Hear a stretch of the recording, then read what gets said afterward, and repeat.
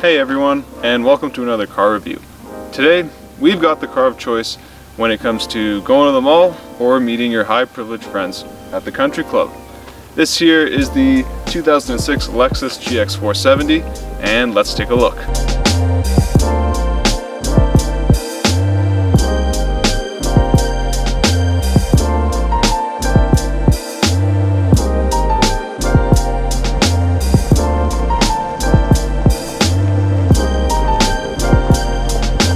Alright, so to give you a bit of background information, the Lexus GX470 is essentially one of the most capable off-road vehicles ever made. But rarely in North America is it used for that. Now back in 2006, the GX470 was built on the same platform as the Toyota 4Runner and also the, if you live outside of North America, the Toyota Land Cruiser Prado. So it essentially has the underpinnings of a very capable off-road vehicle. However, Toyota definitely added features like leather and wood to differentiate it from its less premium counterparts. Anyways, let's take a look inside. Now with the interior, the first thing you're going to notice is how well put everything is. Things like the leather and the wood really feel of the utmost quality. And these seats, they also have to be some of the most comfortable seats I've ever sat in when it comes to traveling in a car. Now, this car is from 2006 and it does have 218,000 kilometers on it, but at the same time when you look inside you see that they've held up really well, and I think that just goes to the testament of Lexus build quality. And also, while this car is 12 years old, it pretty much features most of the bells and whistles that you get with the newer luxury SUVs, specifically with Lexus. And while it's also luxurious, it's really practical. You've got tons of space to do whatever. And I also love this rear door. All the cool 4x4s like the Mercedes G-Wagon have a rear door like this. Anyways, let's go take her for a ride.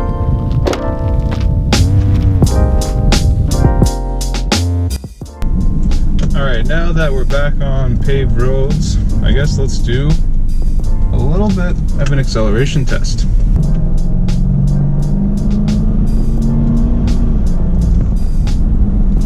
Alrighty, so definitely not a fast vehicle, but you notice that the V8 is super smooth, and that also goes for the exact same with the transmission. Anyways, initial thoughts of the Lexus GX470. Well, what you first notice is how comfortable and how refined everything is. And also it's very quiet inside this cabin.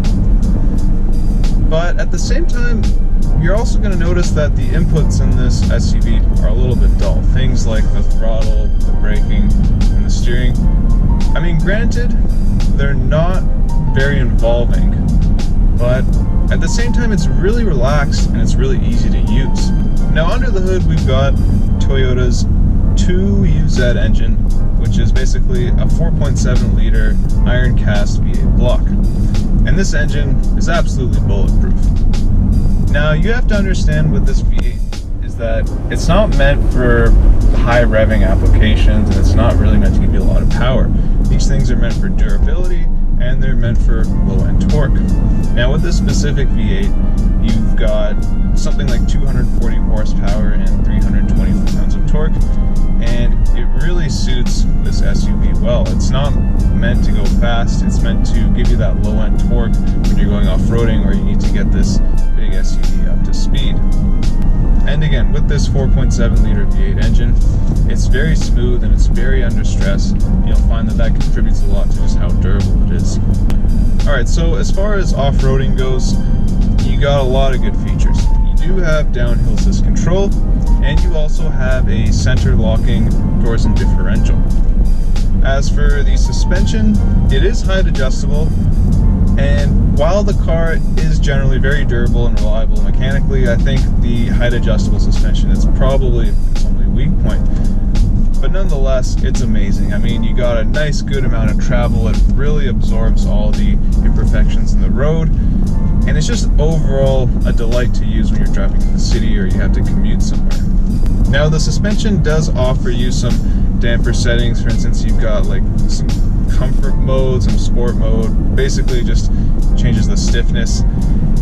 But I mean, to be honest, I don't think, or at least if you're asking me, I would never put it in sport mode. I don't think, you know, making the dampers any stiffer is going to help you go around corners, because it doesn't suit the car. And I mean, let's be honest, this thing is pretty tall. It's got a high center of gravity, so it really makes no difference in the corners. Anyways, what I really like about this SUV is that it's not pretending to be something that it isn't. You got a simple, naturally aspirated V8 up front. You got a slow shifting transmission that's super smooth and can haul a lot of weight, and that's on a body-on-frame design. And when you look at SUVs today, they're trying to be a lot more civil. They're also trying to give you a lot more power.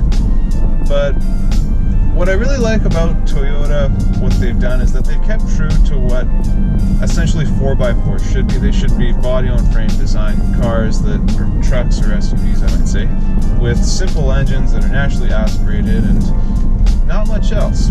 Well, everyone, thank you so much for watching this review of the Lexus GX470. Now, it's no surprise that these SUVs hold their value, and that's just due to their simplicity, comfort, and reliability.